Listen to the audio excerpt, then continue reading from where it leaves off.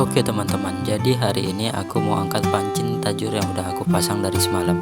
Sebenarnya ini aku udah kesiangan untuk angkat pancingnya, tapi nggak apa-apa, siapa tahu ikannya masih ada. Nah langsung aja, ini pancing yang pertama. Pancing yang pertama itu nggak ada pergerakan. Dan benar aja, setelah pancingnya itu aku angkat, ternyata pancingnya itu cuma di bawah sangkut dan umpannya itu udah habis. Untuk pancing yang kedua ini sama juga, nggak ada pergerakan, tapi coba aja kita angkat, siapa tahu ada ikannya. Jadi untuk mancing kali ini tuh targetnya ikan lele atau ikan cana, dan ini setelah pancingnya aku angkat ternyata betul. Aku dapat satu ekor ikan cana atau ikan gabus. Untuk ukurannya itu masih kocolan, masih bocil sekali. Tapi sayangnya itu pancingnya dimakan cukup dalam, jadi ikannya itu nggak bisa dilepaskan, karena kalau dilepaskan juga bakalan mati. Untuk pancingnya itu udah aku isi umpan lagi. Ini mau aku tinggal, tapi ternyata pancingnya itu udah ditarik-tarik. Jadi ini aku tunggu sebentar. Siapa tahu di pancing ini dapat ikan, karena aku cukup penasaran sama spot yang ini.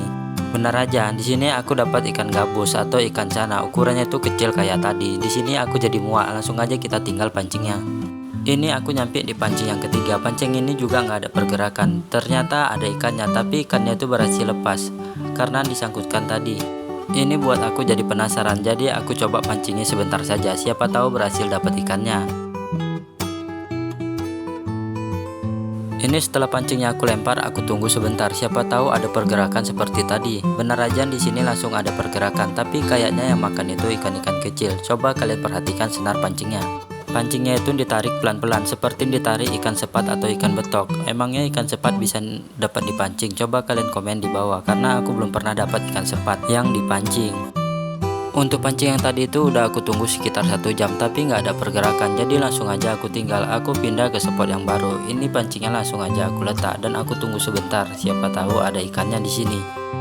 Ini nggak berselang lama pancing aku ada pergerakan, jadi langsung aja aku sentak. Di sini aku dapat ikan piri-piri atau ikan kepar. Coba komen di bawah, kira-kira ikan ini di tempat kalian namanya ikan apa?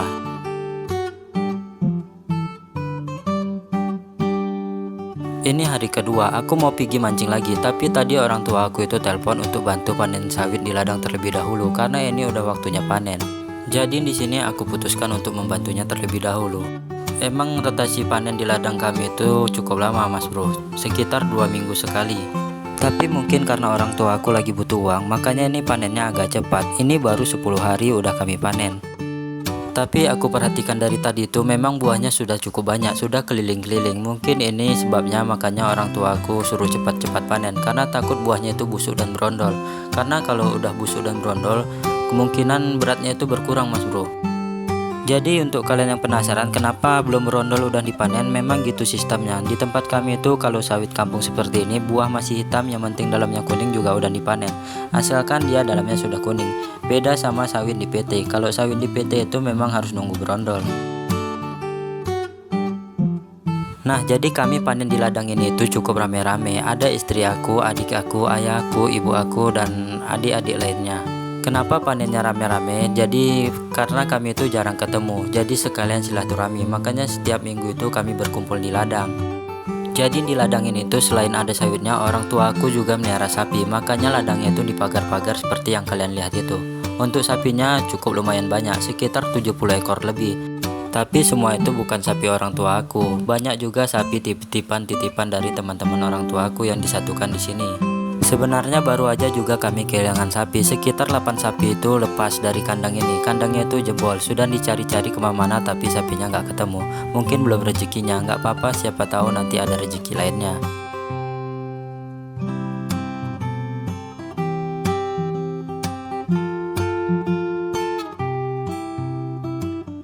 Nah ini adik aku yang paling kecil, katanya dia itu tadi mau bantu, jadi langsung aja aku suruh angkat sawitnya. Aku cuma taruh 1 buah aja karena takutnya dia itu keberatan. Jadi ini semua sapi-sapinya, masih banyak lagi di dalam sana. Untuk sapi-sapinya itu belum dilepaskan dari kandang utama karena kami masih panen sawit. Nanti setelah panennya selesai baru sapi-sapinya itu dilepaskan untuk mencari makan. Sebenarnya aku panen di kandang ini agak sedikit gitu, karena di sini banyak kali sapinya, takut kejatuhan buah sapi terus jiprat ke muka. Jadi sedikit hati-hati di sini. Untuk sawit yang ini tuh aku panennya pakai dodos karena sawitnya itu pelepahnya keras sekali dan batangnya itu masih pendek. Jadi aku dodosnya itu pakai dodos saja, nggak pakai egrek. Aku juga heran kenapa di ladangku ini pelepahnya rata-rata keras sekali, beda sama aku panen di PT. Kalau di PT itu pelepahnya rata-rata empuk dan lembek. Coba komen di bawah kira-kira penyebabnya apa. Jadi untuk yang angkat sawit ini juga adik aku. Ini adik aku yang paling besar. Untuk yang di sana itu ibu aku, tapi bukan ibu kandung, itu ibu tiri aku. Karena ibu kandung itu udah meninggal dari aku kecil. Nah, yang di sana itu ada nenek aku juga, nenek dari ibu tiri aku. Untuk yang angkat ini papa aku. Untuk sawit yang kami hasilkan untuk hari ini itu lumayan banyak. Padan rotasinya itu masih terbilang cepat, tapi hasilnya itu udah lumayan seperti ini. Nah, yang bawa sawit di angkong ini adik ipar aku, adik dari istri aku. Jadi untuk hasil sawitnya itu semuanya segini, dapat 1 ton lebih sedikit. Karena memang ladangnya itu nggak terlalu luas, makanya hasilnya sedikit. Nah, ini hari ketiga aku kembali lagi ke spot kemarin aku mancing. Karena kemarin itu aku penasaran di spot ini ada ikannya atau enggak. Jadi ini aku bawa teman aku untuk serok ikannya. Ini teman aku pas nyampe sini dia itu nggak sabar sama sekali, langsung aja dia turun untuk menyerok ikannya. Untuk aku sendiri itu nggak ikut turun karena di spot ini itu setahu aku banyak lintahnya, makanya aku nggak ikut turun karena aku agak sedikit geli dengan lintah.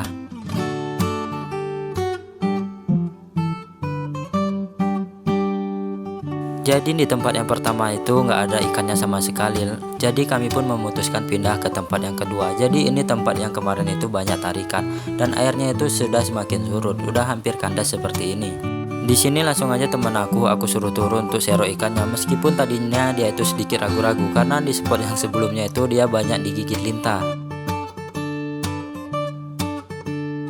Jadi setelah lama-lama diserok, ini angkatan pertama langsung aja dituang temanku dan benar saja ternyata di sini isinya hanya ikan-ikan sepat kecil seperti ini dan ada beberapa udang juga. Pantas saja pas kemarin aku mancing itu nggak dapat sama sekali. Rupanya di sini nggak ada ikannya.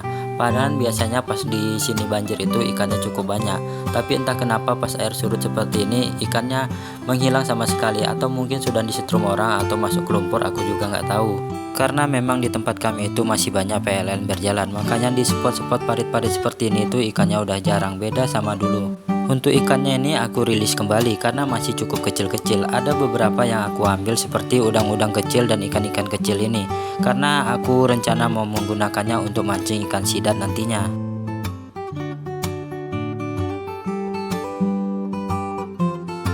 Ini tarikan kedua, mungkin juga tarikan terakhir karena di sini teman aku itu udah males-malasan untuk menyesernya karena ikannya memang gak ada sama sekali. Dan setelah dituang sama aja hasilnya seperti tadi, hanya ada ikan-ikan sepat kecil dan ikan-ikan wader kecil. Ada juga beberapa udang dan juga ada lintah.